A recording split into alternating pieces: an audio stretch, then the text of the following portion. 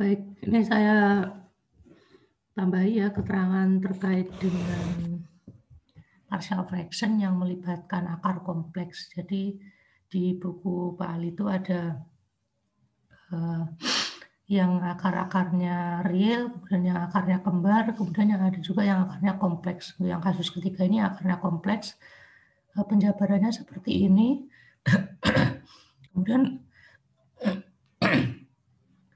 Kemudian nanti untuk Laplace-nya yang melibatkan akar kompleks itu, inverse Laplace yang melibatkan akar kompleks, nanti bisa mengacu pada formula umum ini. Inverse Laplace dari bentuk seperti ini itu adalah seperti ini hasilnya. Nah, contohnya ada di 3.10. Di sini yang melibatkan akar kompleks karena ini S kuadrat plus 2S plus 2. Ya, sudah saya sebutkan sebelumnya ya di pertemuan Rabu lalu.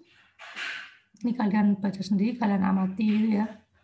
Ini sudah cukup jelas rasanya. Saya tambah beberapa keterangan untuk H2. Di sini rumusnya seperti ini. Kemudian hasilnya langsungan ini saya jabarkan kenapa hasilnya menjadi sekian. Oh ya, untuk rumusnya ini mengikuti umum ya. Untuk yang A1 ini Fs dikali S minus akar yang pertama gitu ya. S minus 0 berarti. Dalam kurung S minus 0. Kemudian yang kedua juga gitu. Fs dikali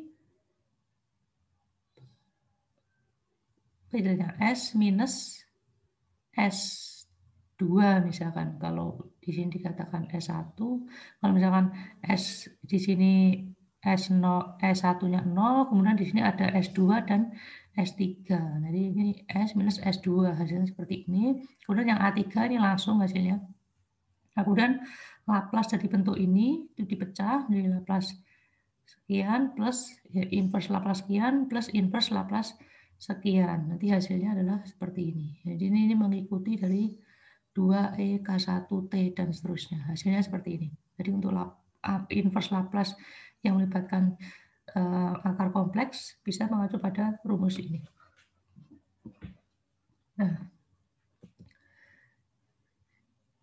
Nah, tadi dari mana ada S plus 1 yang ini?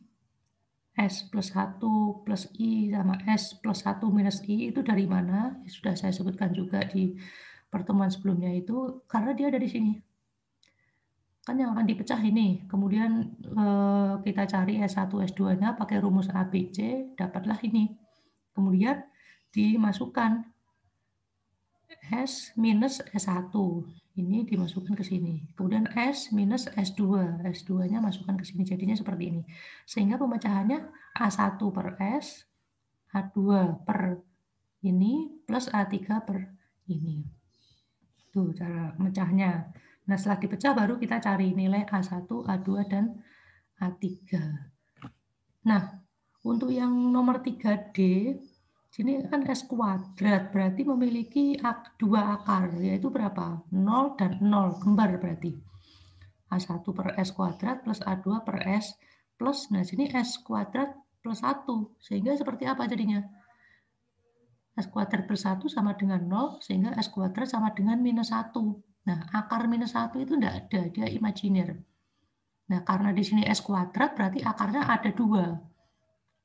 Ada dua, yaitu yang pertama, akar minus 1 ini sama dengan 1I, sama dengan I saja, ditulis cukup I saja. Karena koefisiennya 1. Kemudian untuk yang S2, itu adalah minus akar minus 1. Kenapa? Ya karena kalau S2 ini dikuadratkan hasilnya juga minus 1. S1 dikuadratkan hasilnya juga minus 1. Nah, jadi minus 1I sama dengan minus I. Nah, kemudian kita kembalikan ke bentuk yang awal, S kuadrat plus 1 sama dengan 0, kemudian S minus S1 dikali S minus S2. S1-nya berapa dimasukkan, yaitu I, S2-nya berapa dimasukkan. Minus I sehingga di sini jadi positif sama dengan 0. Kemudian ini dimasukkan ke sini. A3 per S minus I, A4 per S plus I.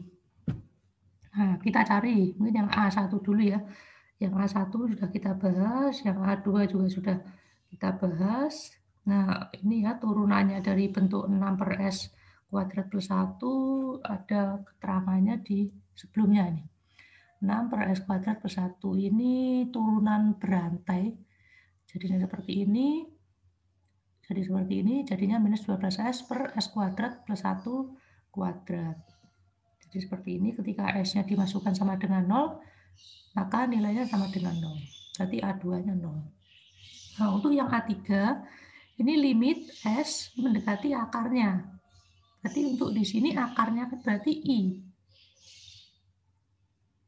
S minus 1 yang menyebabkan 0 siapa? Yaitu I. S-nya sama dengan I. S1 sama dengan I. Jadi, limit S mendekati I. Limit S mendekati S1. Ya. Kemudian sini Fs. Fs itu ini lengkap. Nah, lengkap, tapi S kuadrat plus 1-nya dipecah menjadi bentuk seperti ini. Kemudian dikali dengan S minus S1. S1-nya adalah I. Sehingga S minus I. Ini dicoret. Disubstitusikan nilai S-nya sama dengan I, sehingga 6 per I kuadrat kali 2I. Nah, kita perhatikan I kuadrat itu sama dengan berapa? Karena I tadi nilainya adalah akar minus 1, kalau dikuadratkan menjadi minus 1. Oleh karena itu di sini menjadi minus 2I. Ini karena ada I kuadratnya. Sehingga kalau dihitung ini menjadi minus 3 per I. Untuk yang A4, S minus S2, S2-nya minus I, sehingga S mendekati minus I. Ini juga Fs dikali S minus S2, sehingga jadinya S plus I. Atau boleh juga langsung penyebutnya di sini, taruh aja di sini. Kemudian di sini juga penyebut ini taruh di sini. Dicoret-coret. 6 per I kuadrat dikali minus 2I sama dengan 6 per 2I. Sehingga jadinya 3 per I.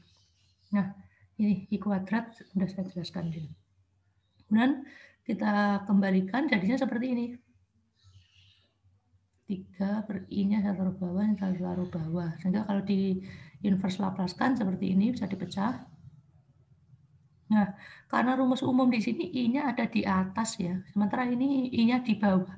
I-nya di bawah per I ini. Maka dari itu, ini coba I-nya saya naikkan dengan cara masing-masing yang minus 3 per I dan 3 per I, ini saya kalikan dengan I per I. I per I ini kan berarti sama dengan 1 kan, jadi nggak ada masalah. Bilangan apapun kalau dikali 1 ya tetap bilangan tersebut nilainya. Minus 3 per I dikali I per I. Jatuhnya minus 3I per I kuadrat. I kuadrat adalah nilainya minus 1. Sehingga ini dibagi ini menjadi 3I.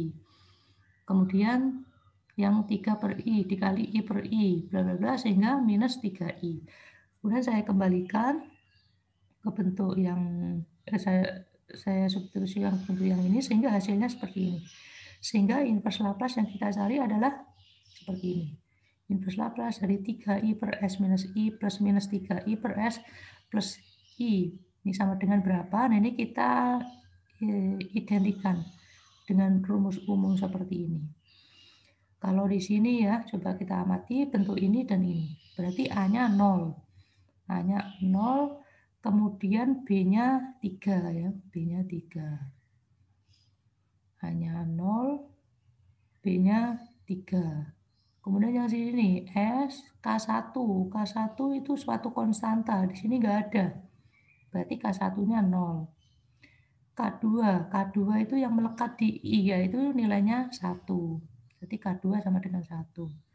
Di sini juga K1 sama dengan 0, K2 sama dengan 1. Nah, ini kalian masukkan ke sini.